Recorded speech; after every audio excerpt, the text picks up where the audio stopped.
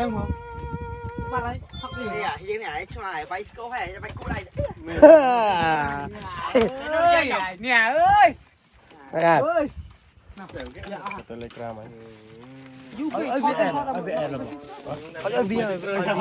là khi căn vong ngồi đi hai cái nó bao tao bay ở hiên rồi Telegram mau bay ngồi. à mà đưa này bây giờ ngồi về cái đợt chơi đây thử chưa